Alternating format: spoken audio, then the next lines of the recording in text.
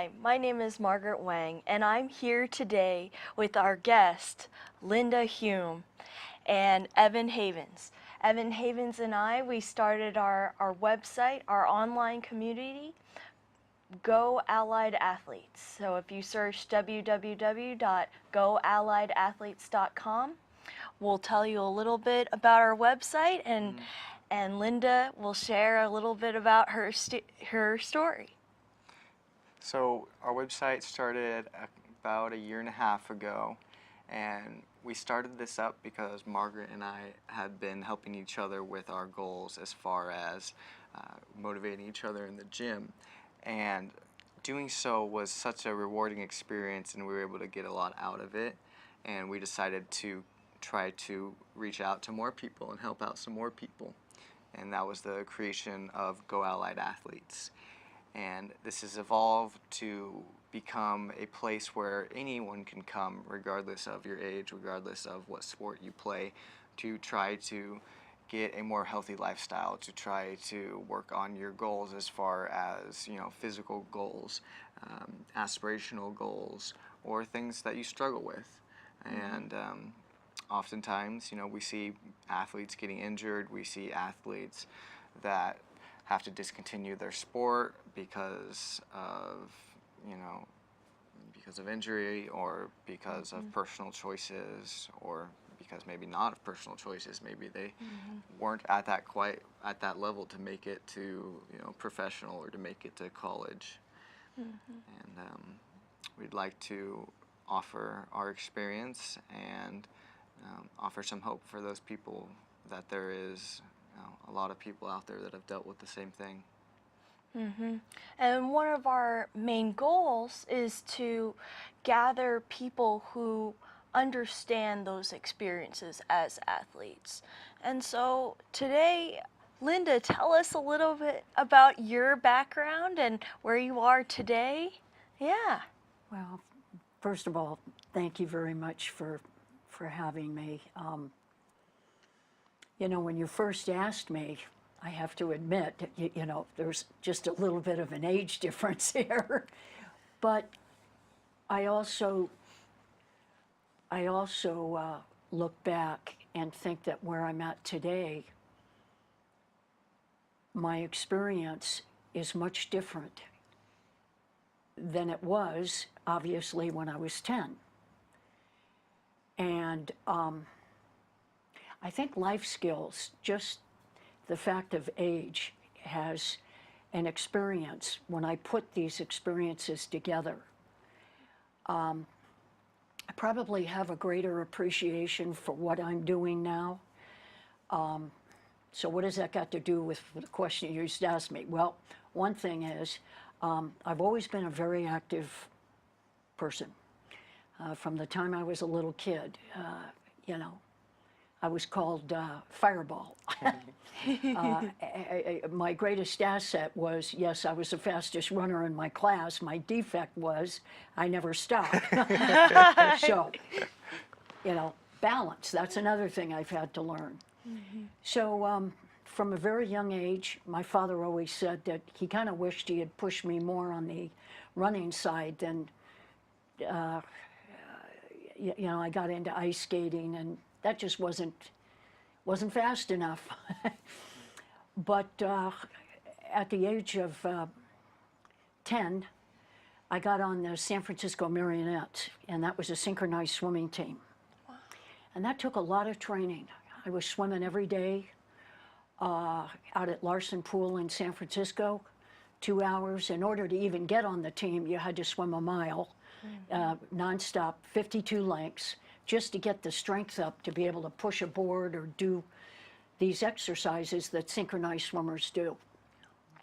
I'd like to be able to tell you that I pushed forward with that, but at the time my parents felt that my grades were suffering. And I've heard this in many places where, what choices are we going to make here? I had to work hard for my grades. Things just didn't come that easily. So swimming every day, weekends, then swimming in the morning and after school, I couldn't continue it. It was quite a loss for me. I played basketball, volleyball in high school, but I think probably the biggest thing for me, you know, I've listened and knowing you and Evan and what you've talked about. Probably the biggest thing about being an athlete are the two things that I hear you both talk about a lot, and that's goals. And there was something else, and I can't think of it now, so maybe if you ask me a question, it might come to me. Yeah, yeah. Anyway, that's a little background about me. Wow. So, more recently, I know that you've dealt with some injuries, and how have you been able to push through those, and how has that affected you day to day? Well, my husband and I, give you an example. My husband's 73, and we work out at the gym. And, you know, working out at the gym is pretty good, but I love the outdoors, you know. So we investigated and decided to do this 100-mile walk in Scotland. Wow. It's about 13 miles a day. It's called the West Highland Way. And one of the things I've learned in this span of time that I really didn't know at the age of 10, 12, probably even in my 20s, you don't just make a decision like that and say, yeah, I'm fit, I can do it. So I started training for it. And what I found out was I had some Achilles heels problems. My husband had some knee situations. So I went to the sports clinic and I told him what I wanted to do. And the reason I share this is, I've learned, it's not just the end of the destination. When I look back on this, it's all about the process.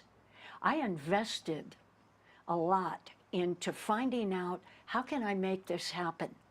I really want to do this. So I've got this Achilles heel, my husband's got some knee, and I found out I had a little knee problem too. So we went over to the sports clinic and they started working with us, told us what to do and what kind of shoes to wear and how to train for this. And literally, I got the right kind of pair of boots, and I was up in San Francisco, and I would walk from AT&T Park all the way to the Golden Gate Bridge. I must have looked funny with these big old hiking boots walking down the Embarcadero, you know, and the Giants are playing, but I trained, and I could feel the heel going, and I'd ice after. I remember getting back in the car at AT&T after and icing myself all the way back to Los Gatos. And I'll tell you something, I did this for a few months because we really wanted to do this trip, you know, and we did it. We did it, and I'll tell you, I didn't have that many problems, but I prepared for it. That's what we did. And I iced at night when I was in Scotland. And in other words, I didn't, you know, before when I was a lot younger, I just thought, you know, the ego has a way of telling us, well, I'm above that. I can handle that, no problem. I had a lot of humility, and I look back on that. I remained teachable to and so I prepared for it. Now, I made it back from Scotland. My husband and I made the trip and everything, and then had a meniscus tear.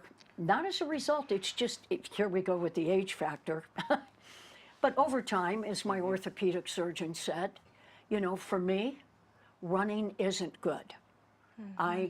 That's not a good thing. Now, I love to get out and run outdoors, but I paid attention to what the orthopedic guy said. And I said, okay, for my mental state and emotional, I need to work out. What can I do? And he said, start cycling. And I thought, well, I don't like to cycle. Well, I'm cycling because I want to exercise. I ice and do that. And so, Evan, if that answers, I tweak anything I can. And I go for walks in the morning. I'd like to be able to get into a jog. I've done it a couple of times. Just a little resistance there. Oh, maybe I'll just run up this hill. No, bad idea. So humility's back again. And then in May, I got diagnosed with uterine cancer, and that was probably the biggest game changer for me, because I thought, where does all this go now? You know, I was working in a doctor's office where I see this happen with people, and that was a big game changer, because I want to go back to Scotland, I want to do this and that, and so I'm post-surgery now, and the doctor told me no exercise, not for a month and a half, and that was difficult. And I said, what could I do? And he said, walk. Well, I don't do anything a little bit, so now I'm walking 4 or 5 miles. Jeez. You know, so I had to tweak that. You know, even at 65 years of age, I have to learn my lessons. But anyway, I'm going to be quiet, because you may have some more questions, and I'll just keep going. No, that's great. I love that. And it's powerful that you're able to acknowledge that humility, you know, and that's kind of allowed you to take care of yourself and to listen to the people that you need to listen to. And I wanted, the thing I'd love to share for your website, your show, is that what I've learned, and this is a life skill, you know, when I was a kid growing up, it was all about, I had to perform, I have to perform, and I know we live in that kind of a world, but I can tell you that what I've learned from this trip to Scotland, I have a girlfriend that passed away 6 years ago, Rita. She asked us to hike Mount Whitney with her. It was part of her bucket list. I thought, I can't hike Mount Whitney. We did it. Wow. It is about the journey. You talked, Evan, I've known you for a while, and you were preparing for that thing, and I heard you say it's not about, sometimes maybe I can't finish something. Maybe I couldn't, but if I lose all that time that I prepared for it, Still there. and the people that I met, as they say in Scotland, along the way, I've lost sight of the whole purpose.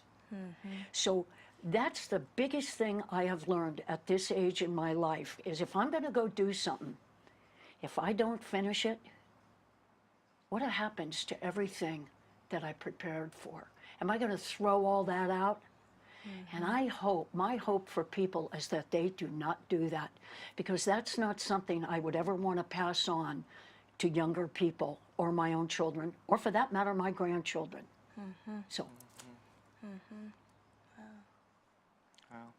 So how would you say, were you able to keep all that you've learned when you were doing swimming and continue with that, or was that kind of that time that you think maybe you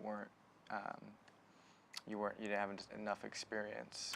Are you talking about when back in grammar school when I was a synchronized swimmer? Yeah, when you're doing swimming. I was in fear. I was in fear. I was young. I didn't have the skills to, and my father played a big role in, you know, I wanted to go to this particular high school that my 2 girlfriends were going to, and it was an upper level high school in terms of grades. And I had to make some choices. Either I was going to buckle down if I wanted to go to that school, or was I going to choose the swimming? And I really couldn't do both. So now I did make it into that school, and I played sports, but I couldn't do both. I had to make those choices. Do I have regrets about it? I don't know. I don't want to beat myself for wanting to make one good choice over another. Tell us a little bit about your transition from switching to that grammar school. What did you do next after synchronized swimming? Because that was a pretty large investment that you made. Yes, it was. I was on a swimming team at the school I went to in San Francisco. So I did swim for them, and I swam competitively. And I did fine with that. It wasn't the same, but I had the background of the training, because you have to train so hard for synchronized swimming. So I had that, and I was on the school swim team, and it wasn't as, it did not require the amount of time. I was also, I tried volleyball. That's not my thing. Volleyball, bouncing a ball up did not do it. I would slam the ball right into the net. I had too much energy for that. So I did run, and I did very good at that. But I did not, I didn't really pursue a competitiveness. I got married, had children, and my husband at the time, we were hikers. We'd go up to Yosemite, backpack, camping, all of that. So I've always been athletic in that way, but I did not go on in the competitive sense. I made, as I said, other choices. I'm probably more athletic now in this stage of my life than I've probably been in 25 years, but a lot of outdoor stuff. So I'd like to talk about what you were mentioning before of the experience and the people you meet along the way. What can you tell me about that from all of your hiking experiences?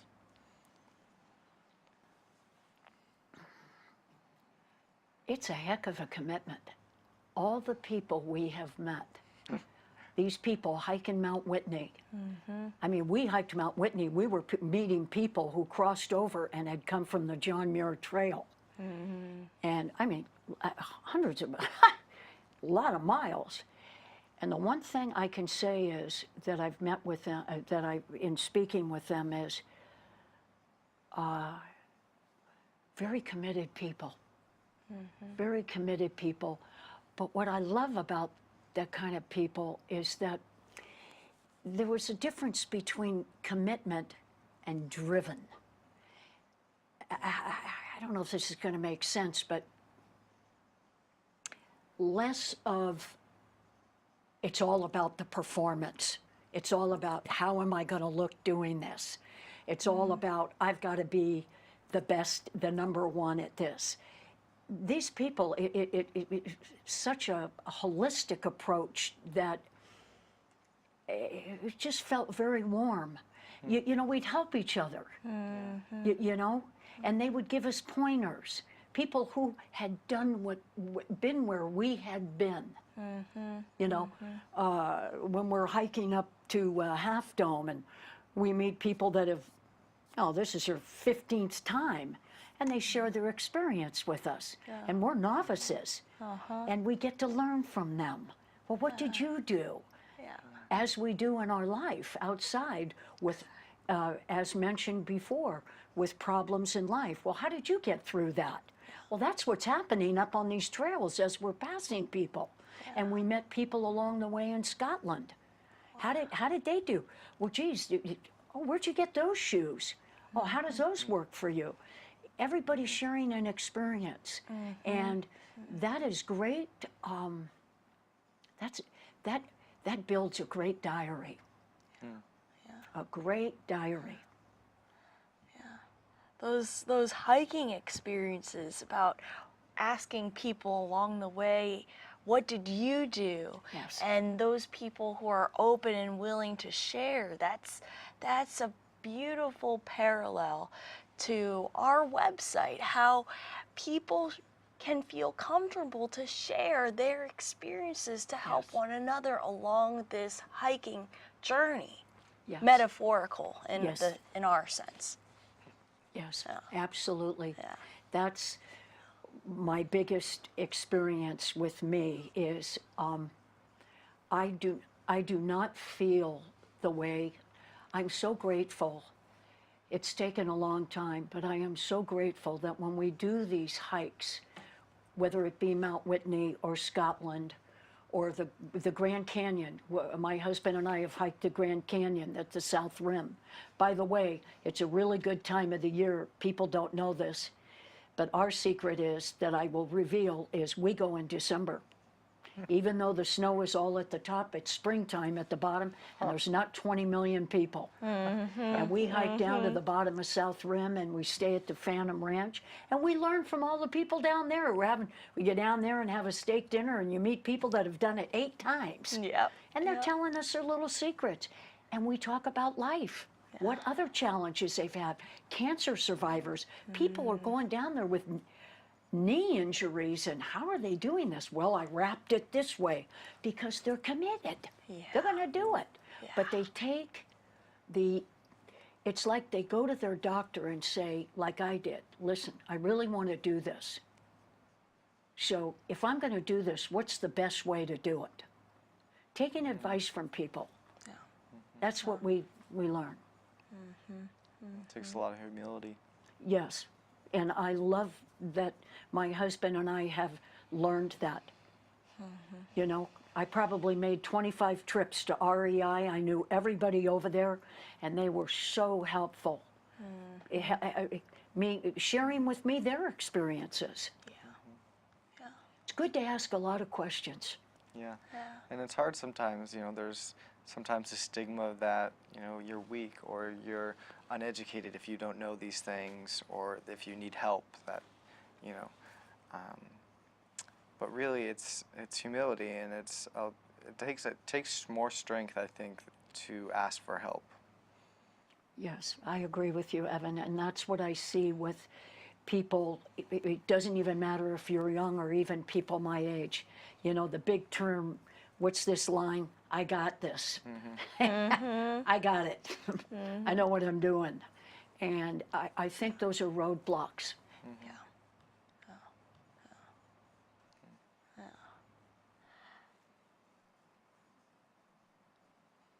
Well, I think it's true. We have to keep an open mind and be receptive to other people. And I think there's something, that commitment that you talked about, that's exactly what we're all about here. That common understanding of having that fire and wanting to do everything that you can to overcome that challenge and connect with other people to reach that goal. Yes, Margaret. I guess for me the biggest message is, please enjoy the journey. The destination is very important, but I'm telling you, I can't say it enough. When I look back on every single step of the way, for example, from the time that we made the decision to go to Scotland, the people I talked to, the people over at REI, all the sharing, all the people along the way, and every place we stayed, asking questions, learning. That's the biggest part of sure, the 13 miles, 18 miles a day was wonderful. But if I come back to along the way, it's the people. It's the struggles. It's the struggles. And this beautiful website that you're having, that's so wonderful, where people can have the opportunity to be strong by being vulnerable. Maybe they want to get rid of that perfectionist idea, yet do it. But it's a change in attitude. It's an altering of attitude. Absolutely. I hope I'm making sense with that. Yeah, and I think our listeners and our viewers will really relate to what you've had to share today. It's a lot of hope and a lot of idea about the journey, and I think that, our journeys always are continuing, and there's almost no destination but one experience leading to another and leading to another, and I think that's a really great point to make about our lives as athletes and what we do with our time. I think that's completely right. It's just about enjoying every moment as much as we can. Even if we can't enjoy them, at least be able to put them into perspective. Yes. I mean, it's not without stress. I mean, it's not without stress. Yeah. I mean, these are ideals, but looking back is, and I love the young people today that are so involved in sports and hiking and seeing these young, it's fabulous. It's fabulous. It's good for the soul. Yeah. So one last thing I wanted to ask you is, along your journey, is there anything that you wish you would have had access to, or any sort of support that you feel you were lacking? The first thing that comes to mind, Evan, and this is one thing I've told my daughters, is this is not about always getting an A. It is not about getting it just right. Because that was a block for me. Sometimes I wouldn't even do it because if I couldn't get it right, I'd rather not try it. And I think that's, I don't know if that's along the lines of your question, but that's probably one of my biggest regrets. That I wish I could have plowed through some of the things that the parents were, got to get it right. No. We strive for, I learned this one time, many times, ongoing, it's progress, not perfection. Absolutely. It's powerful. Yeah, it's inspiring that you're shedding light on this process and just going for it rather than trying to aspire for perfection and not missing out on those opportunities. Right. That's beautiful. I learned from it, you know. I'm not going to regret the past that much, but I learned from it, and that's why I could do the things that we did. You know, when my best girlfriend said, with cancer, let's hike Mount Whitney, and I went, what? My husband said, let's go. So we did. Unbelievable. Unbelievable. So what's the future look like for you today? Well, I didn't know I'd be doing this, but I'm so grateful, and I thank you for asking. And my husband and I, he's talking about, we're going to do this walk. It's over in the Alps. Now, we're not going up to the Alps. When he said that, I said, wait a minute.